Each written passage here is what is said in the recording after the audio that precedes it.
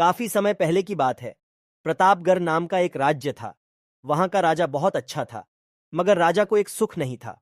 वह यह कि उसके कोई भी संतान नहीं थी, और वह चाहता था कि अब वह राज्य के अंदर किसी योग्य बच्चे को गोद ले, ताकि वह उसका उत्तराधिकारी बन सके और आगे की बागडोर को सुचारू रूप से चला सके।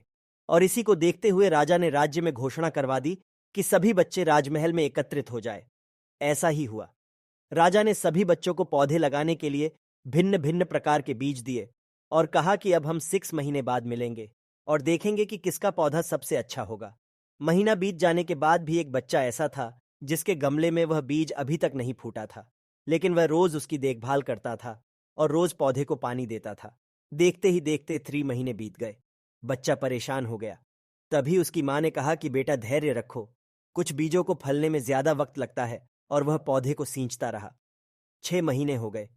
राजा के पास जाने का समय आ चुका था, लेकिन वह डर हुआ था कि सभी बच्चों के गमलों में तो पौधे होंगे और उसका गमला खाली होगा। लेकिन वह बच्चा ईमानदार था और सारे बच्चे राजमहल में आ चुके थे। कुछ बच्चे जोश से भरे हुए थे, क्योंकि उनके अंदर राज्य का उत्तराधिकारी बनने की प्रबल लालसा थी। अब राजा ने आदेश दिया। सभी बच्चे अपने अपने गमले दिखाने लगे, मगर एक बच्चा सहमा हुआ था क्योंकि उसका गमला खाली था। तभी राजा की नज़र उस गमले पर गई। उसने पूछा, तुम्हारा गमला तो खाली है? तो उसने कहा, लेकिन मैंने इस गमले की 6 महीने तक देखभाल की है। राजा उसकी ईमानदारी से खुश था कि उसका गमला खाली है, फिर भी वह हिम्मत करके यहाँ आ तो गया। सभी बच्चों के गमले देखने के बाद राजा ने उस बच्चे को सभी के सामने बुलाया। बच्चा सहम गया और राजा ने वह गमला सभी को दिखाया। सभी बच्चे जोर से हंसने लगे। राजा ने कहा, शांत हो जाइए, इतने खुश मत होइए। आप सभी के पास जो पौधे हैं वो सब बंजर है। आप चाहे कितनी भी मेहनत कर ले, उनसे कुछ नहीं निकलेगा। लेकिन असली बीज यही था।